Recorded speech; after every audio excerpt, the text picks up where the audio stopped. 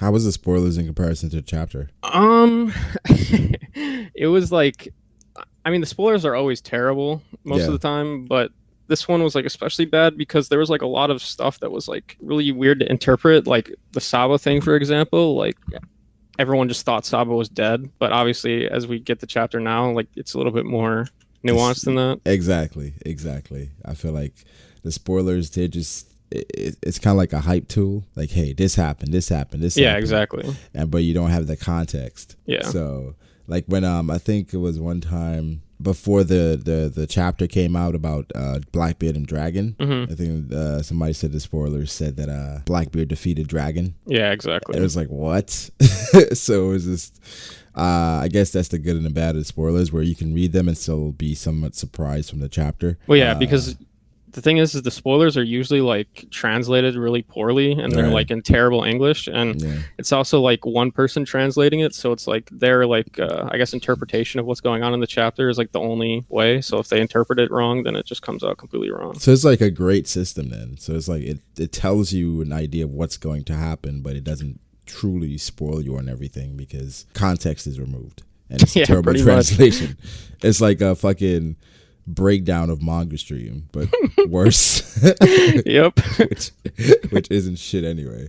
All right, 956 big news. It was a lot of hype. I guess for the audience, I have Froob with me. Froob doesn't have a YouTube channel, but he has a fucking cancer Twitter. I'll link his Twitter below if you want to follow him.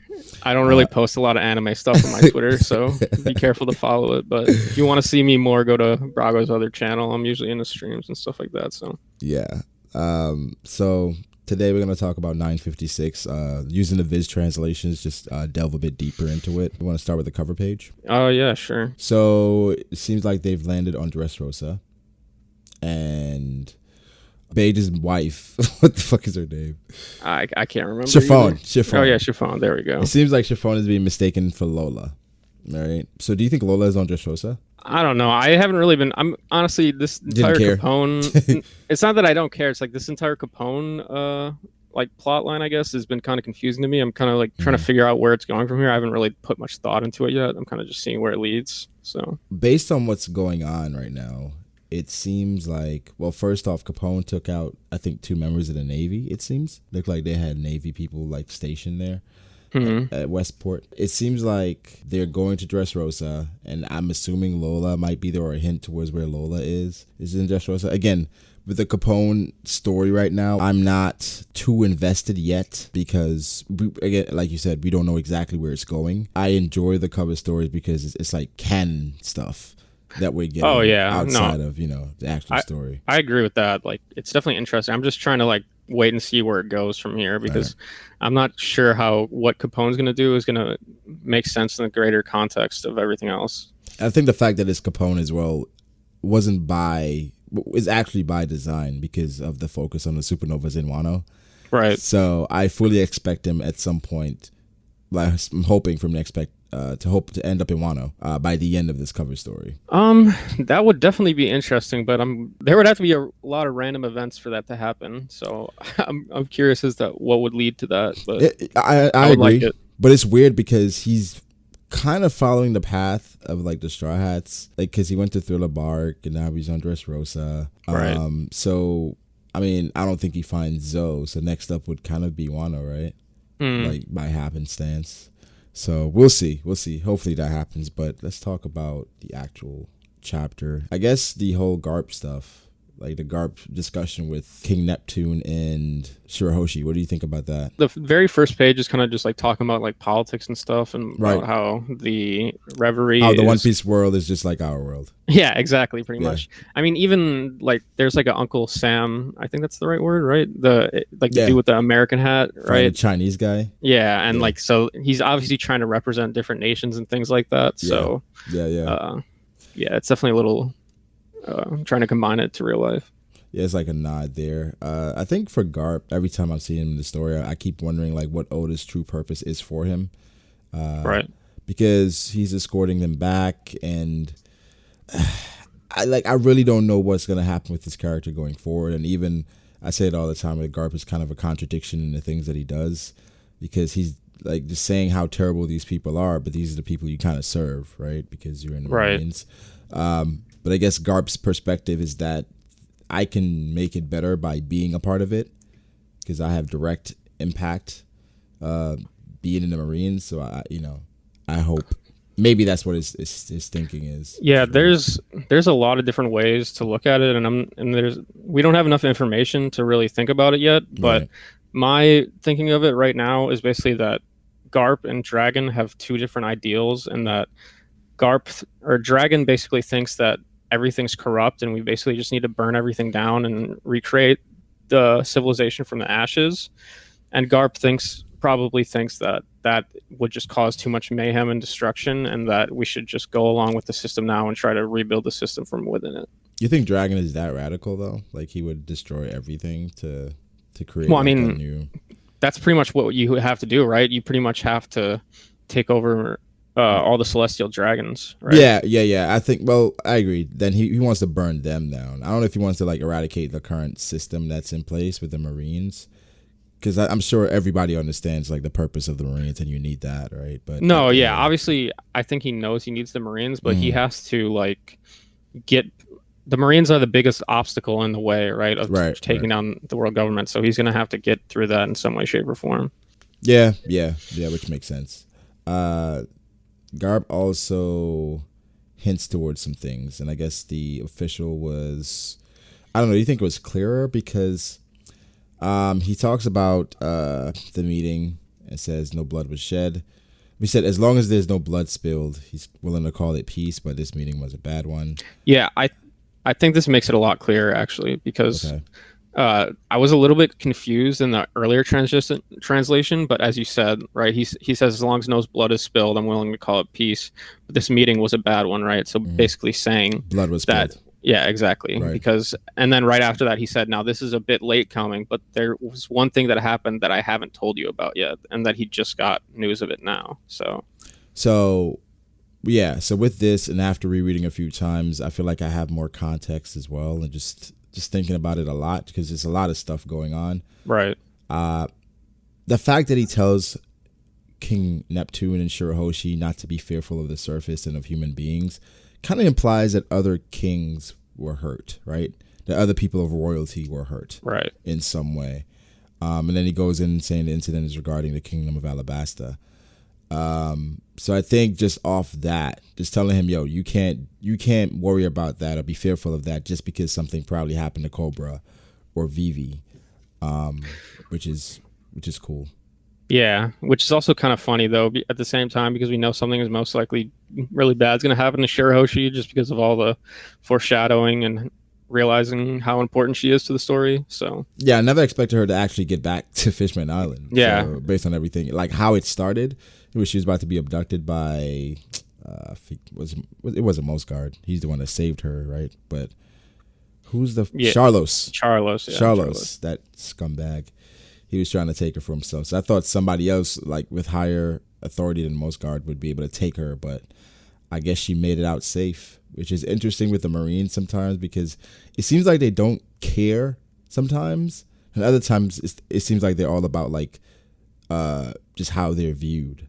Like we want to control the narrative in a way.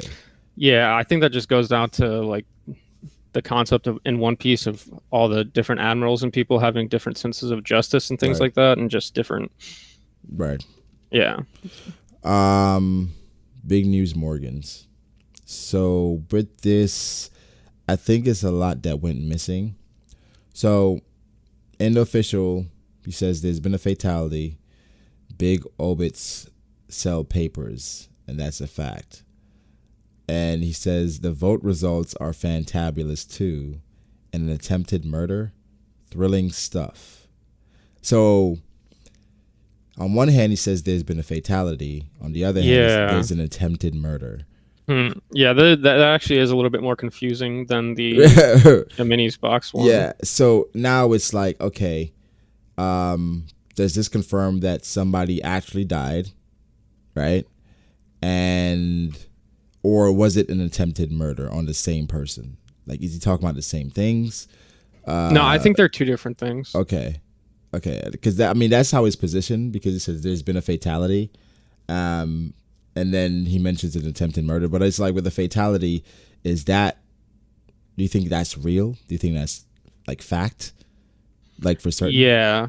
Well, I have my own like theory on this entire chapter, and I guess we can get more into that later. Okay. But I think that, especially with the Wapol thing later, I think that something happened after the Reverie, and that either Vivi was like assassinated or King Cobra, one of the two, and that the world government basically framed it on Sabo.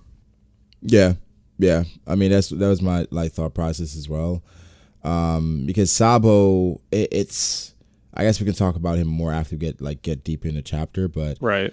I feel like it could be a wide range of things just based on the reactions. But with big news here, he mentions he's gonna publish 2 covers front and back. Mm-hmm. But then I think something that kind of gets overlooked. I mean, obviously the world government, they're trying to cover it up, and I think the thing that they were trying to cover up is the Warlord stuff. Mm. So now it's like, okay, do you think an attempted murder could be on one of the Warlords? That's what it like. No, I don't think so. I think the world government definitely wants them to keep everything under wraps because they want it to fit their narrative. I think this probably more has to do with the fact that M and whoever most likely assassinated whoever got assassinated, and that they don't want Morgans to put that out there. But I don't think Morgans knows that in the first place. So right. Yeah, but so the Warlord thing, that's the major thing I think they were trying to keep on the wraps, because I think it affects not only just regular people, but also you want to keep the pirates, as out of the loop as possible, because now the Warlords are no more. It could cause a stir where people can feel like they can move a bit freely. Mm-hmm. But I think another thing that I don't see mentioned a lot is that after all that, he got a call from Wapol. Right. And then based on what Wapol told him, it seemed like he was surprised again.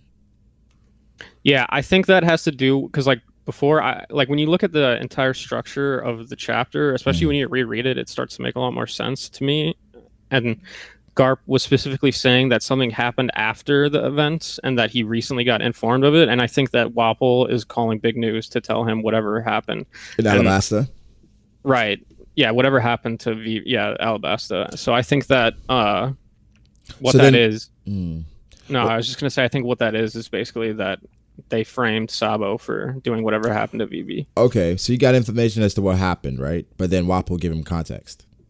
Exactly. Got it. Okay, and then we go through the reactions from everyone around the world.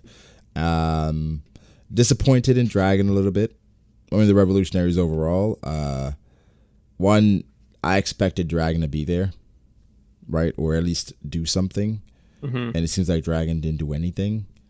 He was at Kamabaka Kingdom the entire time, or Kamabaka Queendom as they're calling it. And it's like, if that's not a time to make a move, then when? Right? Like, yeah, I mean, there's so much stuff about the revolutionaries that we just need to know more about, like what their actual plans are and what they're trying to do, because we still don't even know what their plan was. Was it to save Kuma? Was it to do something else? Like, we have no idea. So, like when we talked about them framing Sabo, this translation, I think, almost confirms it, because what Ivankov says, where she says, "This is Sabo we're talking about. It's impossible. I won't believe a word of it."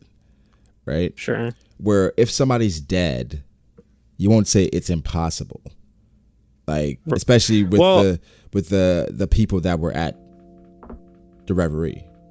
Even though I pretty much agree with what you're saying, just to play devil's advocate a bit, you could make the argument that he's saying that because Sabo is like such a powerful person, right, and that like he couldn't possibly ever think that Sabo would die, blah blah blah blah blah. So yeah, I mean that's possible, but I'm just thinking of like, okay, the strength of the admirals, and he was basically bombarded by a couple of admirals. So right, yeah, no, I see what you're saying. I'm thinking it's going towards like defaming his character.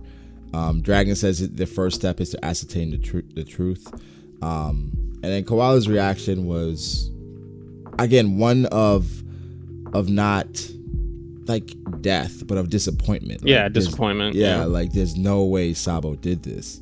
You know, so again, it goes back to Cobra being dead and Vivi possibly being captured. And I think Vivi working with Sabo is a good thing. But I think what happened, though, to get deeper into it, I actually think Sabo saved Vivi. Like, I think Cobra died, right? But I think also they were about to kill Vivi as well. Yeah, so there's a lot of stuff to go over, but I think that the assassination attempt was essentially on Vivi, and I think the fatality was Cobra. Yes. I think that Cobra basically died, and whatever happened, maybe he did die to natural causes, but regardless, I think that they framed it as he died to natural causes. Maybe he sacrificed himself for Vivi. Yeah, it could have been that too. Right. But and then Sabo saw all of it going down, then Sabo stepped in. Right, exactly. And then that's where the story came from. Yeah. Fucking Stelly was surprised Sabo was there when Sabo was right next to him the entire time. Do you think that's Sabo's kid or Shanks' kid? Oh, that's definitely Shanks' kid. You think so? Yeah. What's your thoughts on my theory that it's Rockstar's kid? That's the worst theory.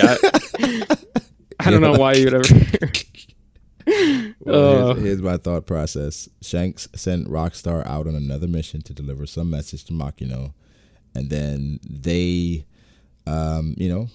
fell for each other, and then all of a sudden, here comes Baby Rock. No? Yeah, maybe. The Don also had reactions to this. Again, it was like Sabo say it ain't so. People like, we only just found out he was alive.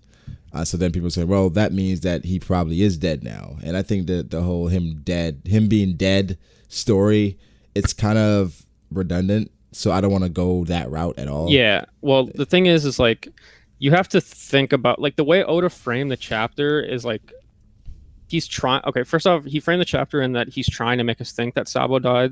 There's that first. And then secondly, he specifically made Morgan say this like extremely like weird statement to where he said there was two things that happened. There was a fatality and an attempted assassination. Like, why would he say that and make it so vague if he didn't want us to put the pieces together? Right.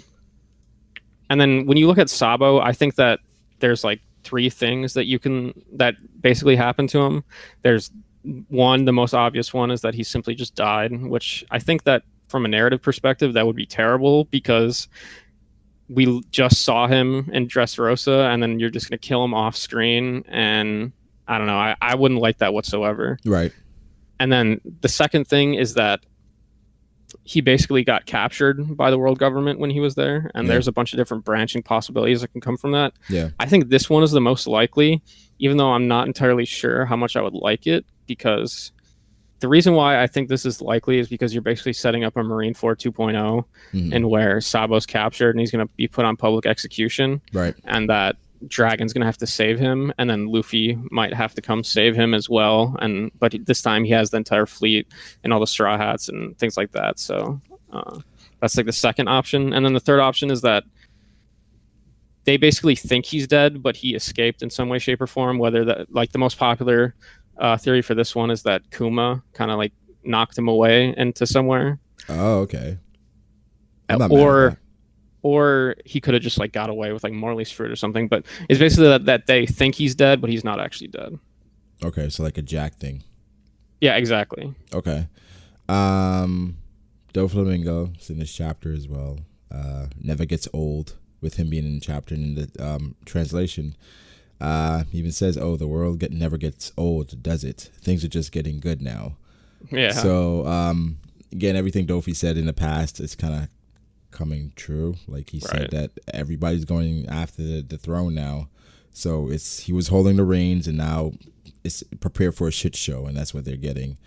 I think the most important thing I can say from this official that I was waiting for was this Blackbeard translation, because Manga Stream, which is trash always, but people are like referencing it, where it said, if the Navy's only going to take them, then I might as well go after them. But it says here, pack your bags onto the ship. If the Navy's only going to take it, I might as well claim the prize. I think this adds more context with one word. right? Yeah, I don't know. To me, it still makes the translation a little bit confusing, but yeah, I agree. A lot of people were saying, especially from the manga stream translation and other translations, that Blackbeard was talking about the Maramara fruit, and it's like, I don't know why Blackbeard would go so far out of his way just to get the Maramara fruit. Like, I don't know, it just doesn't seem right. Well, he says if the Navy's only going to take it, meaning they're going to take something and not use it. Yeah. Right? Like their only goal is to take it, not to use it. So for him, he might as well claim it because he has plans on using it. Right. It has to be an ancient weapon. Yeah, I would say it's probably Pluton, especially with the Alabasta thing in the context. Yeah. It has to be an ancient weapon now. Like the Maramara doesn't make sense. Again, if he was that like enamored with the Maramara no Mi, he could have gotten it several times before. Like he could have killed Ace himself because you could deliver Ace dead or alive, right? Yeah, that was one of the biggest things that kind of made me think that it wasn't Ace's fruit, right? Because a lot of people were saying like if he really wanted Ace's fruit, he could have just taken it at Marineford because he was there at Marineford when Ace died. So, yeah, exactly. Yeah. Even at Marineford, even before then. So I don't think it's just that. I think it has to be the ancient weapon. Yeah, like Blackbeard obviously wants devil fruits, but I don't think like the Maramara is like some fruit in his grand scheme that he like needs. Nah, he would have had it already. Yeah, he just wants fruits in general. So we were talking about this a bit earlier, kind of off air, but Kobe at this point, well, I guess before that, Kobe's talking to someone in Wano, right? And Oda confirms whoever helped Law because he showed the same like bottom half, right, that he showed in that chapter with Law. Yeah. Notice that? But he's showing you that to let you know this is the person that helped Law. But yeah, we have X Drake basically, who is a member of this secret society, this top secret special force, Sword, and he's a captain of Sword, and Kobe's a member of Sword. But because I remember people were saying, well, now Kobe outranks Drake because Drake is just a captain. It's like, oh no. I didn't see people saying that, but that's funny. Yeah, people were saying that he's reporting to Kobe because Kobe's his superior officer. I was like, it's obviously clear that for Navy HQ, Kobe's a rear admiral, but for the special force, like the captain of Sword, how would that translate to like regular Marine structure? Like obviously it's above rear admiral because X Drake pre-time skip, before he was a pirate, he was a rear admiral. So yeah, obviously he's Kobe's superior officer. But X Drake is reporting everything to Kobe about what's going on in Wano. This is going back in the past, but it is a week later after the reverie, right? But X Drake still doesn't know Luffy's out of Udon. Right. Because there's no report of a breakout. And then he basically confirms Big Mom and Kaido allying.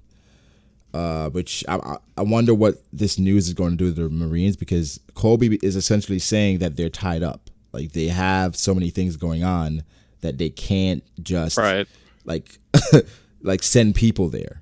Where I think it's going to have to. We're good. No, I was just gonna say because they have to like literally they're trying to capture all the warlords right now. So he even says it like even with all the Marines in the world, we couldn't really handle this situation properly. Yeah, so I mean, even how they're handling that is kind of weird. Where it's just like an all out like now we're just going after the warlords. Was I guess in a way you're trying to right a wrong like immediately, but obviously I don't think. Well, I think it makes sense because like. Take Buggy for example, he completely got caught off guard, and catching people off guard like that is probably a good strategy if you want to capture them. So I think it was interesting the perspective of the people, right? Because they showed a reaction of regular citizens, right? The regular citizens were saying it was wrong to have worked with the pirates in the first place, right? And then whoever this person in the middle is, I'm thinking he's kind of on, like, could be a regular citizen, could be someone of note. I said the government lapdogs are going bye-bye, but it seems like somebody who's a king, right, says, are they sure about this? That was one of the three great powers of the world. And the fact that they know about the three great powers as well speaks to just, I think how important they are. And I think that's going to be the reaction based on like the faction that you represent.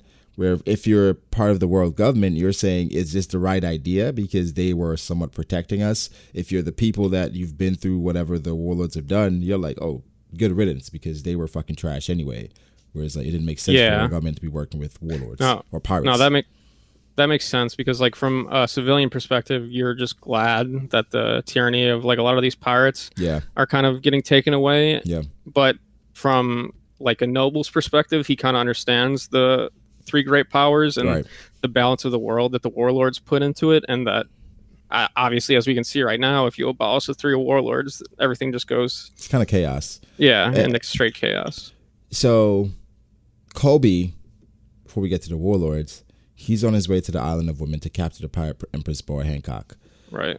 So the major thing that people are talking about was Kobe's not strong enough. That's immediately what I thought when I reacted to the chapter. Then I thought about it a little more. Where, let me just say, I don't think Kobe's stronger than Hancock right now. Like, I don't think Luffy was stronger than Katakuri. Yeah. Especially at the beginning of the fight. However, Kobe has been shown he's grown more than Luffy since the beginning of the story, which is insane, but it's true. And another thing, that I meant to go back and look at it, but I believe that Navy HQ officers are like deemed stronger than regular officers, right? So like if you're a rear admiral in Navy at Navy HQ, it's a higher standard than regular rear admirals. I don't know if I can agree with that, but maybe. No, I think it was stated as a fact. Oh, really? Yeah. Hold on, let me look it up real quick.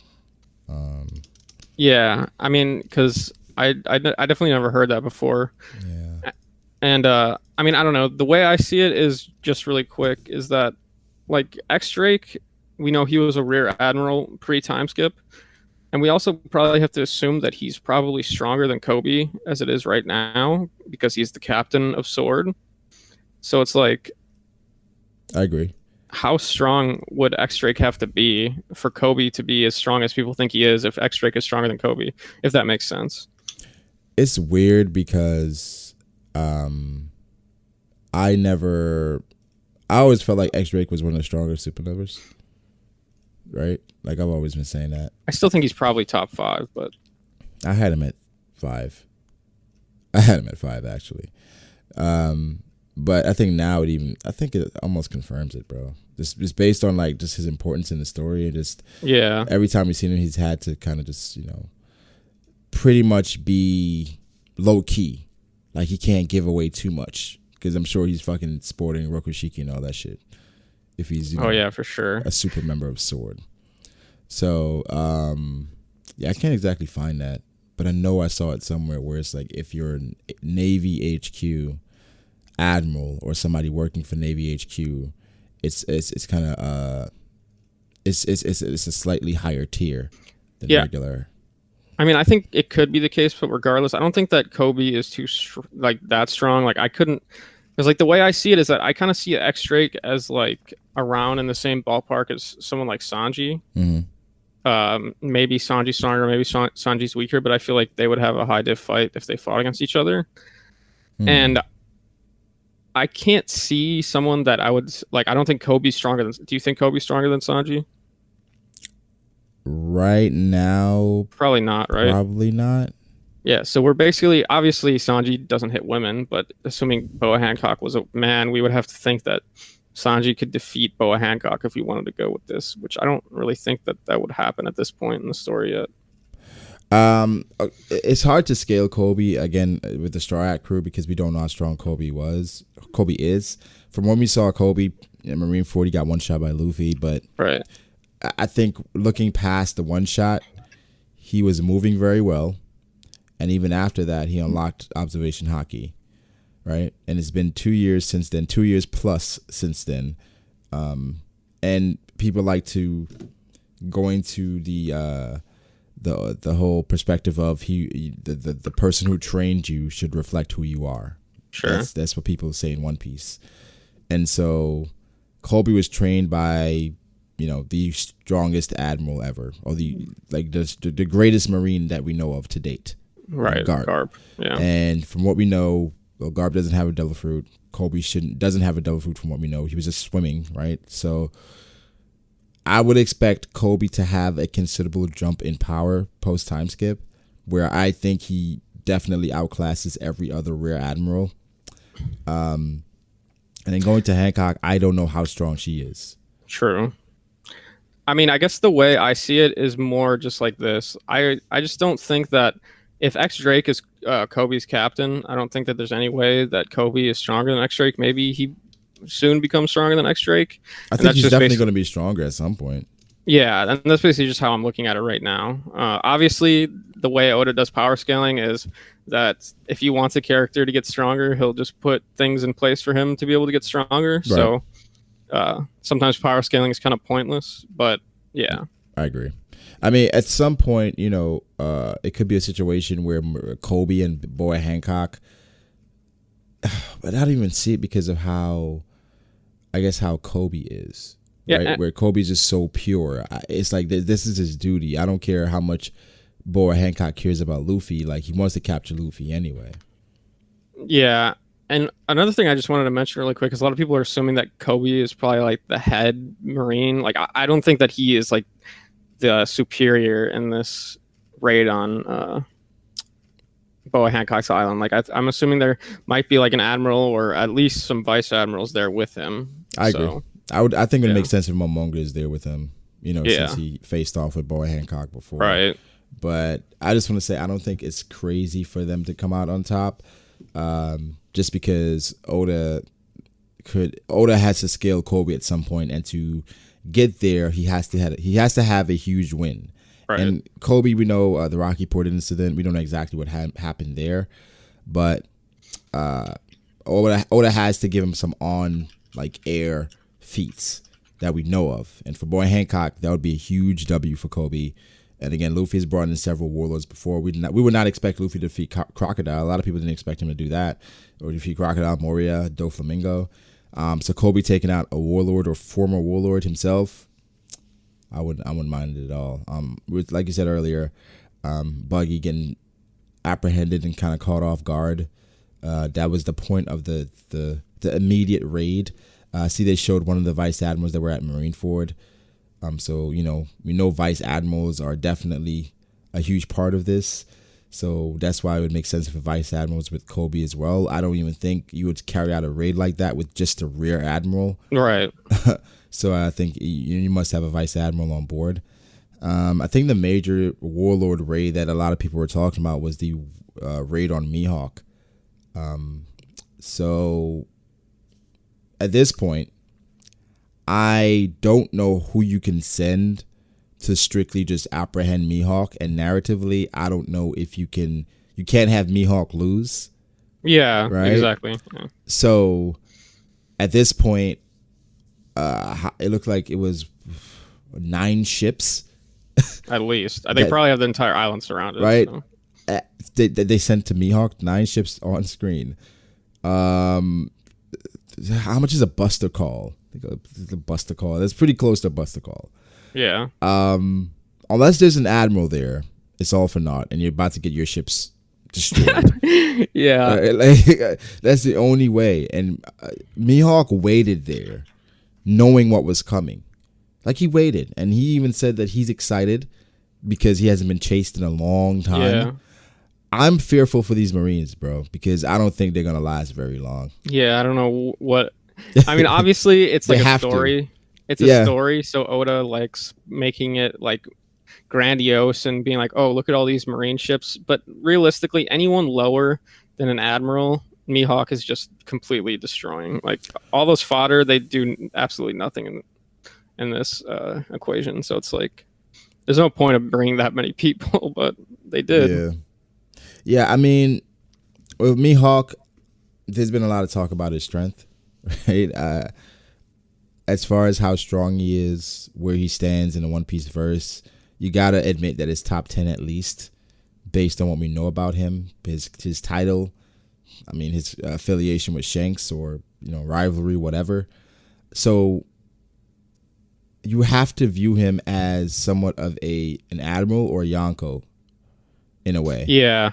And so how would you approach someone of that stature? Remember Kizaru said about Rayleigh, to capture someone like Rayleigh, they would need, a lot more people or whatever. And for me, I was thinking of logistics as like people on the island. It would be you'd have to go all out essentially, and injuries, and then you want to capture him. You have to think about possible allies, all these different things. So for them, sending people, all these ships out to Marineford or to Mihawk makes sense, but they have to have formidable opponents on these ships, or else it's all for naught. Weevil is another one that they tried to apprehend. Not as impactful as trying to get Mihawk, because we don't know anything about Weevil so far as how strong he is, whatever. And I think you said this in your first discussion, and you were talking about like you're a little bit disappointed that Weevil's not closer to Wano. Yes. And I kind of agree with that, because Weevil has to get introduced in the story at some point, and like it has to be soon, because I don't think that there's many arcs left, especially with all that's going on now. So it's like, he has to be enthralled in the story at some point. We know he wants to go after Marco.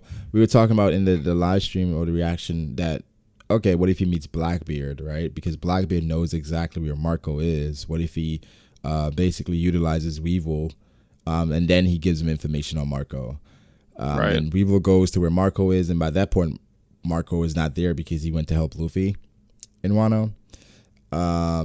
And then Weevil eventually goes to Wano. I mean, it just makes too much sense for Weevil to go to Wano, or to be, well, assuming Marco goes to Wano, but now we feel like Marco should, based on the dire straits in Wano with Big Mom. So it's just weird where everything is right now with Weevil, because it just seems like he's just been stuck at the same place, like a random island again. It's just okay, all right. And we haven't talked about Mihawk and Weevil in like a serious manner in so long, so I kind of forgot like all where the theories in the community are and where everyone thinks it is. But I don't remember if we decided as a community whether or not she was part of like one of Big Mom's children or something like that. So I don't know. I think that's kind of up in the air. Well, one thing we know for sure, that her and Whitebeard were on the same ship, right? Right. And people are assuming Whitebeard was on rocks as well. So for Bakken, I was thinking, and I plan on making a video about this. What about we have the new Rocks Pirates? Yeah, that's exactly what I was gonna say, because I think that like if Miss Bakken was connected to Rocks in some way, shape, or form, and I think that Oda is basically gonna do a reunion of all of the Rocks Pirates, and that he's gonna make a little joke, as in that Whitebeard is going to be Weevil. Yeah, exactly. Yeah. To be the new Rocks Pirates. That's exactly what I was thinking. So yeah, I'll plan on making like a video about that, just because it just makes a lot of sense. But go ahead. Also, well, yeah, just to put one more thing in there, it makes a lot of sense that would happen now, because now that they don't have protection from the world government, she might go to seek out Big Mom or Kaido to try to, like get protection from them or something like that. You know what I mean? Yeah. So yeah. Yeah, I would actually like that a lot. At the end of the chapter, Boa, it's kind of a declaration saying that I really don't care if they're coming after us, because one of the reasons why we are warlords in the first place is because we're strong. But then for them, the warlords, strength wasn't the only factor. Influence, resources, those things matter a lot. So that's why even them trying to replace the warlords, it's like, all right, are you sure you know what you're doing? Because it's like the reputation of the warlords, of these like pirates, it was enough to just deter a lot of things, a lot of people, a lot of events, right? Whatever Vegapunk has, it better be amazing. It better be something that can stand up to, like, cast the same shadow that these warlords cast, because Mihawk is the greatest swordsman in the world. You have something that can replace that level of like that overwhelming mountain. Like, I don't know what they could possibly have. Like, first of all, the Pirate Empress, Boy Hancock, Mihawk, Crocodile, Doflamingo, these people that you had, you're saying that whatever Vegapunk has implemented replaces this. I don't know. I have my doubts, but we'll see. Yeah, I don't know. It's hard to say. To even think about what kind of technology that he would have to make to fill in a lot of these warlords is kind of crazy, but... Yeah. I mean, even with this chapter, like I said, it's a lot of things we could, delve deeper into, like, okay, the members of Sword, again, like more theories about Sabo. Does Boa get defeated by Kobe? Mihawk, who would they have to send to defeat Mihawk? How strong he is? So there's a lot of stuff that you can go deeper into, because this chapter was fucking. It was there's just a lot of stuff. One thing, since we're pretty much done though, I think we should probably go back a bit, because we kind of skimmed over this. Was like the whole sword thing in general, right? And just I don't know. I guess where do you think that this has been around for a long time? Do you think this is a new creation? Just stuff like that. What do you think about it? Yeah, I'm gonna go deeper into Sword in a video at some point, but just on my thoughts on Sword, I think they were made to counter the CP0. Right. I think CP0, in a way, is the for people that watch Naruto, like you have Danzo, right? And you have Danzo, he does things in the background with the Yambu. So with them doing things in the shadows, I think this is Sword is a way to do things in the light. Well, it's not, obviously it's secret as well, but you're doing things the right way, right? Where you're not working with pirates, and you're trying to take down pirates the right way, and not making deals and all these things. And again, you're more progressive than CP0, where their only, I think, goal is to maintain the current power and like keeping the Celestial Dragons happy. Yeah, I pretty much agree with that. I think that CP0 is basically like kind of like for the Celestial Dragons and their interests, and that Sword is mainly for the Marines and their interests. Because as we saw with Akainu, especially being the new fleet admiral, his interests don't really align with the Gorosei and that of the Celestial Dragons all the time. So having his own, secret force is... That's what makes a kind of very interesting character, because a lot of his moral compass, you can say it's fucking skewed, but you somewhat have to agree with it based on how radical pirates are, where they're willing to do anything, and sometimes you have to go that route to kind of, you have to match it to kind of have a chance. And I think it's weird with, didn't the Gorosei want Akainu, right? They wanted Akainu, and Sengoku wanted Aokiji, right? He recommended Aokiji, and the Gorosei wanted Akainu. That's why they had to fight for it. Yeah. Where I guess they felt like Akainu would basically enforce all their like radical thinking, and Sengoku felt like Aokiji would be a better leader, just a more calm, collected leader. Right. But I think for everything that happened in Marineford, Akainu was the perfect person to kind of change not only the view of the world government, but just be more proactive. We're moving Marineford, and maybe implemented Sword. Sword could have been around for a long time, but I guess we could touch on that a little bit, because it's hard to say if Sword is new or if it's like, if it's been around for a long time. And I really, really don't know, because there's a lot of evidence for both. Yeah. Because if you look at that one cover page from a long time ago, I can't remember, but maybe you can post the link or people can find it. But it's just a picture of like Akainu, and I think Kizaru's in the background, and you see Akainu's tattoos, and he has a picture of a sword on his arm. So it kind of like Kizaru's in like Wano garb as well. Yeah. It's kind of weird. Yeah. So it kind of implies that maybe Akainu might be a part of Sword or created Sword or something of that line. And another thing that I also want to mention is that a lot of people might have missed this, because it's really like, it's not like something you would really think about in the chapter. But when Kobe first talks to X Drake, he says, "It's me, Kobe. Oh, hang on, I'll find a quiet spot. Ah, right. See." And then he says miss. So it's like, it's kind of like he's like just got admitted into Sword, because it seems like there's this like little kind of communication code that they have to go through, to where they have to say like the code words before they can start talking to each other. to where it's like he just remembered where he's like, oh right, see, like that's like the like thing that you have to say before you can open up communication. I see that. Okay, Yeah. so that's why it's with sword. I'm not sure how many people actually know about it in Marines. Like, with Akainu, I think he has to know, right? Like, Akainu has to know about sword, but I just wonder how deep it goes. Like, does the Gorosei know about it? Like, do they know about it? Does M know about it? Yeah, I mean, that's the thing. Like, because if CP0 knew about it, I feel like they would have told someone, like, yo, you know, X Drake, like, he's a part of, like... Exactly. So that's why I think this is something that's literally Marine based. Right. Like, specific Marines know about it. Like, like, I'm calling them the New World Marines, where, like, they're trying to create, like, this new... just a new perception, or just the new Marines in general, where it's basically, I guess like how Smoker does Justice, where it's somewhat based on character. Where you know, with Smoker, like when Tashigi was asking Smoker, "Hey, what do I do?" Smoker's like, "I trust in your character. I trust that you're going to do the right thing."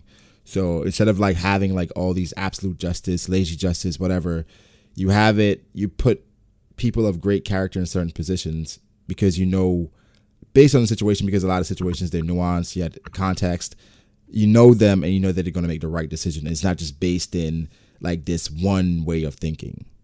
Yeah, I think it's I think what it is probably whoever is like the leader of Sword. I don't think X-Ray leads Sword. I think there's probably someone above him, but I just think he's like the person that deals with all the operations. Yeah. Whoever's above him, I think that they kind of handpick the Marines that they think are the most trustworthy. And the popular person, we know who it is, Aokiji, right? Right, Aokiji is one of the obvious one. That's the obvious person. Whereas, you know, him infiltrating Blackbeard's crew and, you know, X Drake, I think Smoker is an obvious one. It's I think Hina as well would be a good one. You know, I'm also just curious about like what exactly X Drake, like, I wonder what X Drake's entire like goal is here. Is he just gathering information? Is he trying to like plot a rebellion? Like, what is his goal? I'm so curious about that. I think for the Marines or for Sword, being in places you wouldn't normally be is important. So with Blackbeard's crew, we could have someone with Shank's crew, someone on Big Mom's crew, have someone in Wano because Wano's, you know, excommunicated from the world. So I think X Drake is just right now espionage information until it's time to make a move. And I think right now with a war coming, he's going to have to pick a side without picking a side. So I think right now his goal is just observation and not blowing your cover, which is going to be hard because I think Law already knows or has an idea because Law has seen it firsthand with Coruscant. And I'm sure Law understands like people that, you know, who are not really sure of the faction they're on or whatever, how they move. So any Law, we saw the references or the things he asked Drake about, you know, have you ever killed anyone? He asked him something else as well. Okay, that's actually a good point. I never even thought about that, but so he was questioning X Drake about, you know, if he's killed anyone before, which is kind of insinuating, okay, are you really who you say you are?